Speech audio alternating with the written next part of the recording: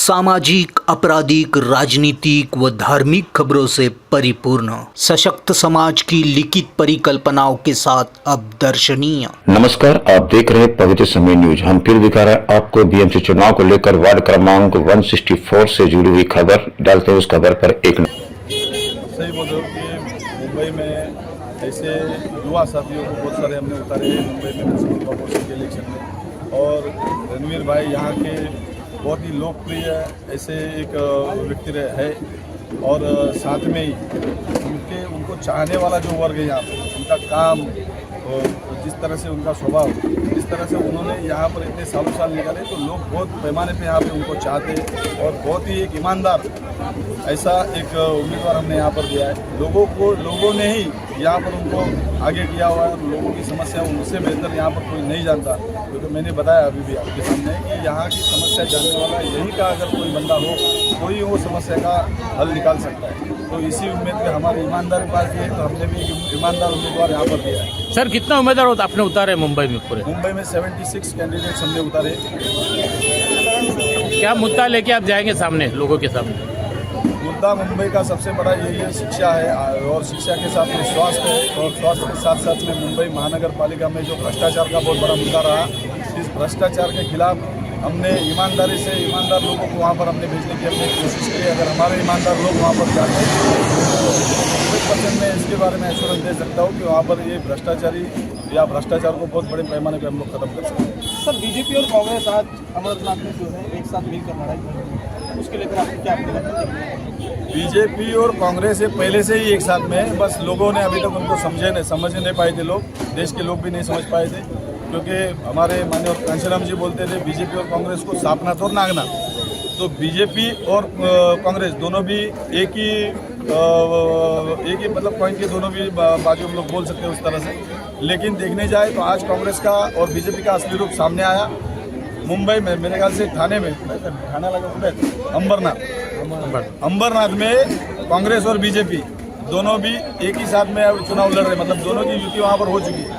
Same उसी तरह मैं अगर बोलूँ तो बीजेपी जिस तरह से एमआईएम को इस तरह से विरोध करती थी, आज एमआईएम के साथ में भी उन्होंने युति कर ली।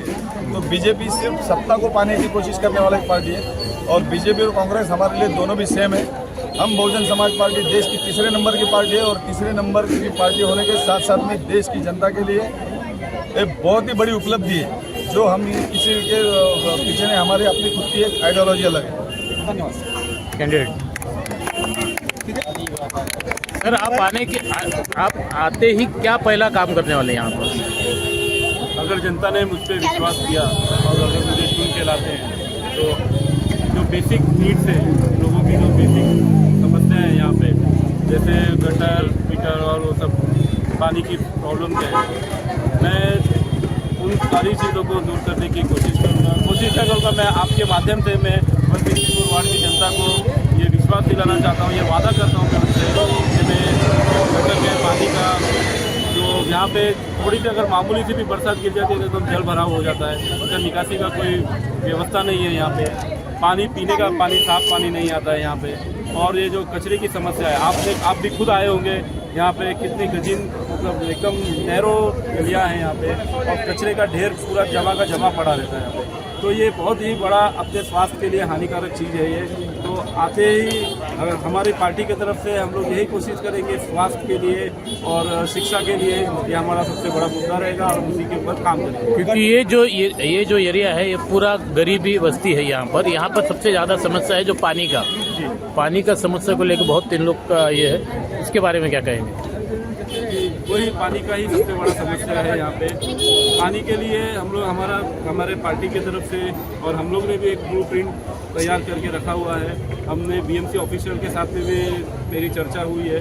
अगर सब कुछ सही चलता है, अगर जनता ने हमारे पे विश्वास दिखाया, हमारे पार्टी पे अगर विश्वास दिखाते हैं तो हम लोग ज़रूर उस चीज़ पे हम काम करेंगे और लोगों की जो पानी की समस्या है उसको हम बेशक दूर करेंगे।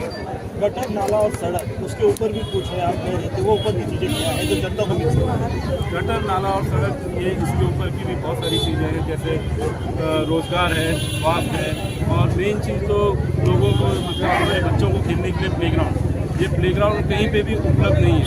आज हम लोग हम परिवार मतलब मम्मी डैडी जो होते हैं बच्चों लोग को हम लोग डांटते हैं, अरे क्या मतलब 24 आवर्स मतलब 24 घंटा मोबाइल में ही घुसे रहते हैं, वो लोग गेम खेलते रहते हैं। तो क्या करें, बच्चों के पास कोई ऑप्शन नहीं है।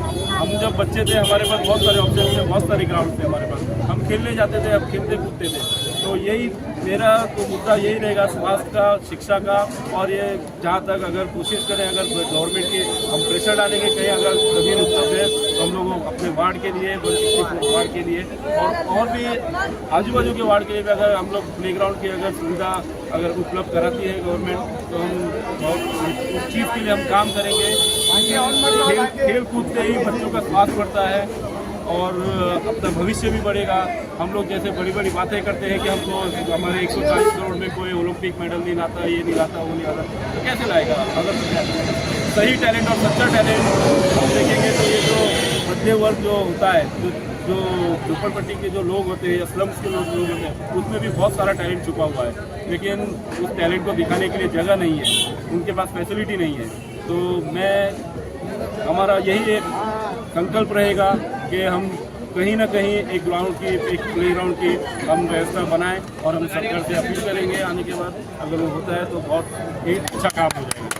सर आप अपना नाम बताइए।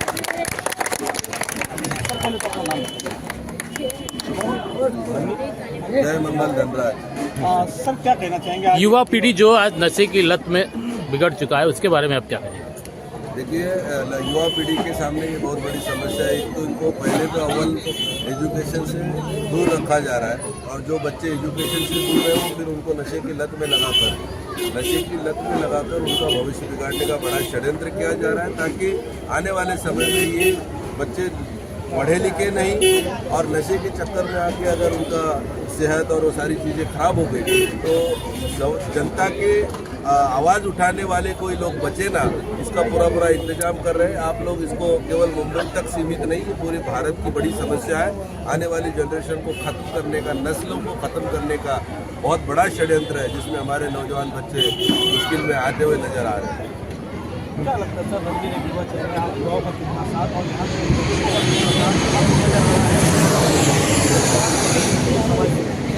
जी, रणवीर के तो आज की सभा पब्लिक मीटिंग पहली थी मेरे ख्याल से, और इसके पहले भी रणवीर डोर टू डोर लोगों से मिल रहे हैं, हम देख रहे हैं, उनको मॉनिटर भी कर रहे हैं। हमारी जो IT टीम है वो रेगुलर रणवीर के साथ में है, और लोगों का बहुत बढ़िया समर्थन रणवीर को मिल रहा है।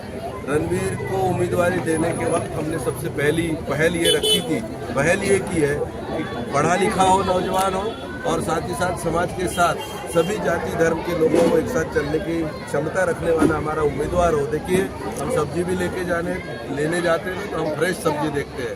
जनता तंग आ चुकी है, वही चेहरों को देखकर जनता भी अभी फ्रेश नगर सेवक भी चाहती है, और उस फ्रेश नगर सेवक की जरूरत को रणवीर पूरा करेंगे। इंशाल्लाह बहुत ताकत से जीत कर आएंगे इसमें। ऐसे ही चुनावी खबरें देखने के लिए देखते रहे पवित्र समय न्यूज।